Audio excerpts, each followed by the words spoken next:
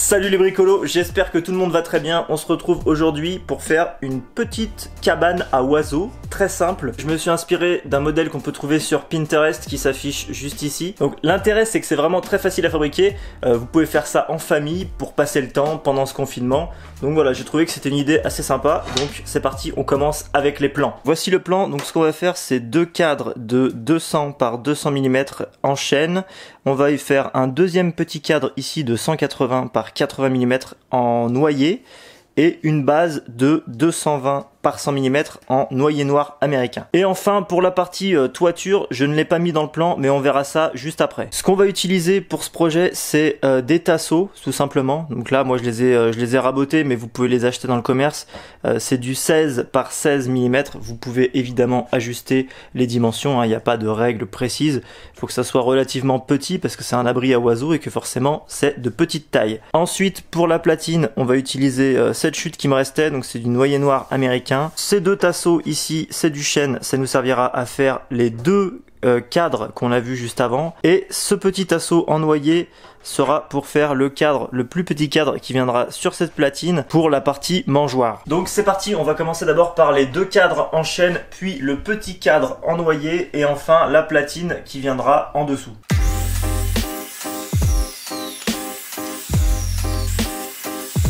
Ok, donc là on a coupé grossièrement les longueurs, sachant qu'on veut un carré de 20 cm sur 20. J'ai fait des longueurs de 25, comme ça au moins c'est plus facile à manipuler.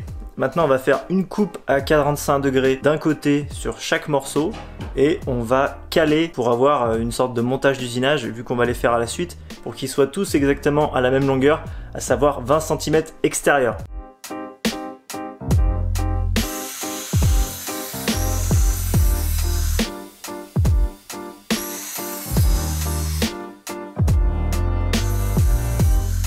Ok, donc là on a toutes nos longueurs juste avec une seule coupe d'onglet sur un seul côté. Pour se faciliter la vie, on va mettre une cale sur un des côtés à la bonne dimension.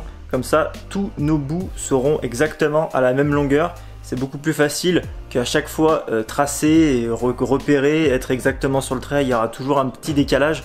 Là au moins, toutes nos longueurs seront identiques. C'est simplement une cale comme ça que j'ai mis avec un serre-joint. Et comme ça, on va se caler ici directement et toutes nos longueurs seront les mêmes. Allez, on continue. Veillez également à ne pas vous tromper de sens, d'accord? Il faut que la coupe, vu que là on a une coupe dans ce sens-là, il faut que de l'autre côté la coupe soit dans l'autre sens, ok? Si vous coupez dans ce sens-là, vous allez avoir une coupe comme ça et une coupe dans le même sens et du coup, ça va forcément beaucoup moins bien marcher.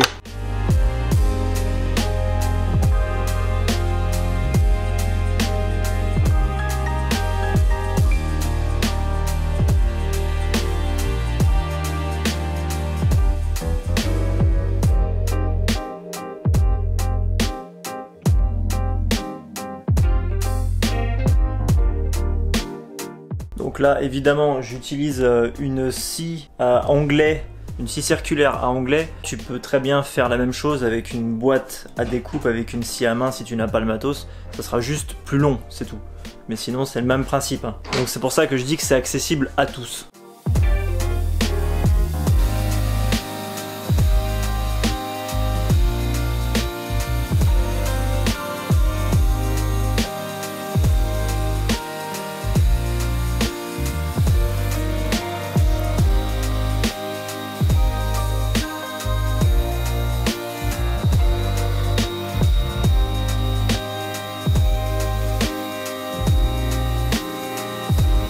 Toutes nos pièces sont maintenant découpées, il n'y a plus qu'à assembler. Donc pour assembler les trois cadres, donc les deux cadres principaux plus le cadre de la mangeoire, on va faire ça sans serre-joint, sans presse à cadre, juste avec du scotch. La technique du scotch justement pour que ça soit accessible à tous. Je vous montre ça tout de suite.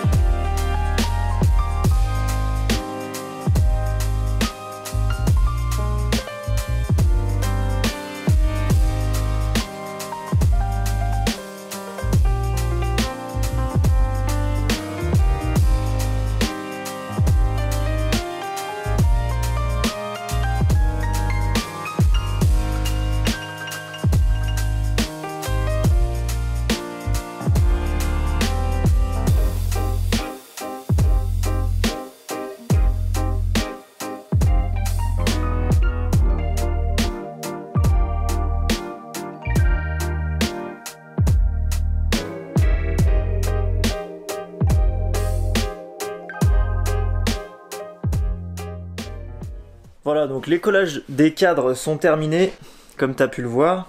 Donc voilà, voilà ce que ça donne juste après le séchage. Donc la colle elle est transparente, c'est de la colle polyuréthane, d'accord, c'est de la colle extérieure. Ce qui est intéressant avec cette colle en fait, c'est qu'elle utilise l'humidité qui est présente dans l'air ou l'humidité qui est présente dans le matériau, donc dans le bois, pour accélérer sa catalyse. C'est ça qui fait sécher cette colle, c'est l'humidité principalement. C'est aussi pour ça qu'elle résiste à l'humidité, parce que plus il y a d'humidité, plus elle va durcir au final. Me demandez pas plus en détail comment ça fonctionne, mais je trouve ça très intéressant. Tout ça pour dire que si vous faites un collage qui va aller à l'extérieur, utilisez de la colle polyuréthane, au moins vous serez tranquille.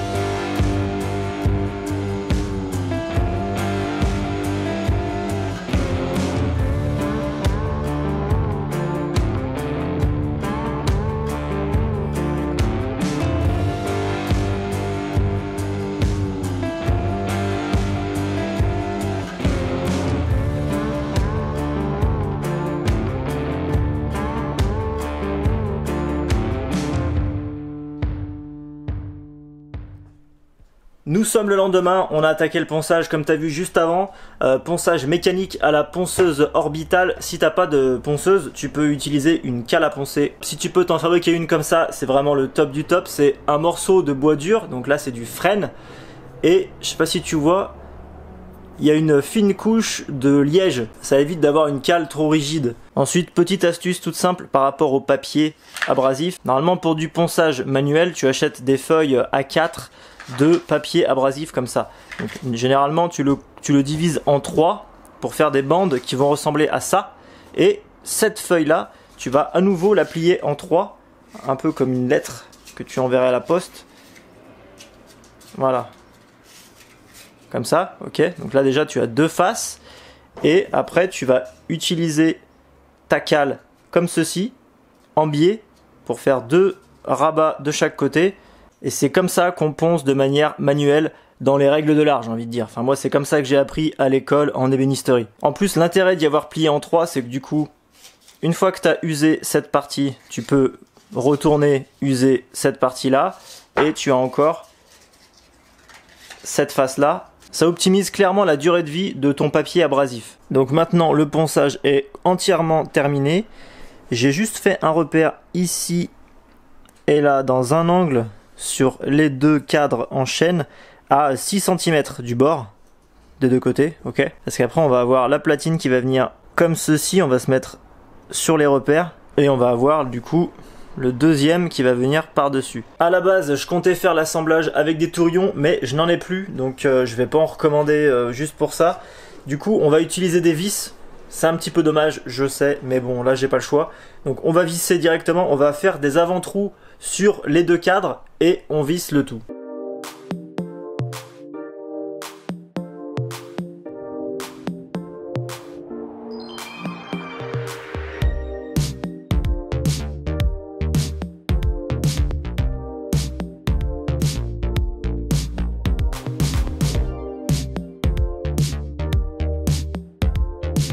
La base et le cadre de la mangeoire sont collés et vissés, donc on attend que ça sèche. En attendant, ce qu'on va faire, on va commencer le toit. Pour le toit, malheureusement, j'ai pas de plaque de métal ni de plexiglas qui aurait été plus sympa pour faire la toiture.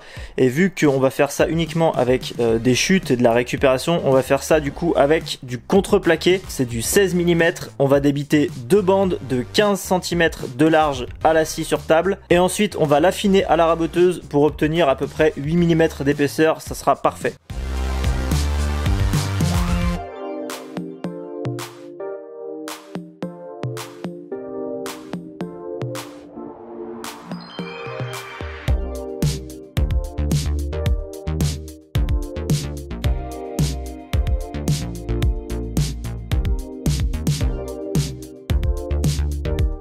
Le toit est maintenant mis aux côtes et raboté. J'ai fait également une coupe à 45 degrés de chaque côté, histoire d'avoir une finition bien nette en haut. Bon, ça c'est tout à fait facultatif, c'est juste esthétique. Vous pouvez très bien faire plus simple, c'est-à-dire exactement comme ceci, donc simplement avec un côté qui va être un petit peu plus long pour compenser l'épaisseur, qui va venir par-dessus le côté opposé. Voilà, tout simplement. Pour la fixation de la toiture, on va utiliser ces petites baguettes en acier cuivré. En fait, c'est des électrodes de soudure à la base. Ça fera un petit côté un peu plus classe. Du coup, entre-temps, en caméra off, j'ai passé une petite couche de peinture noire pour que ça soit plus joli sur l'extérieur du toit. Ok ? Et maintenant, on va passer à l'assemblage.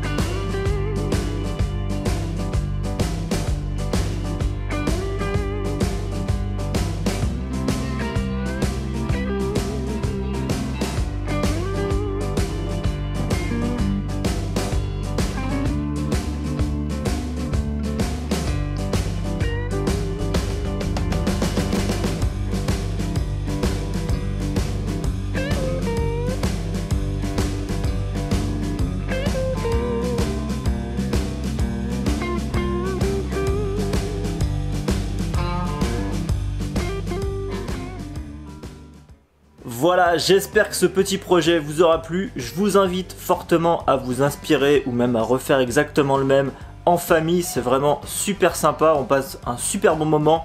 Pour ma part, je l'ai fait avec ma compagne et elle a adoré. Je vous invite à jeter un œil dans la description sous la vidéo. Vous y trouverez la liste du matériel nécessaire pour fabriquer cette petite mangeoire. Sur ce, je vous souhaite à tous une excellente journée, bon courage à tous et on se retrouve dimanche prochain pour une nouvelle vidéo.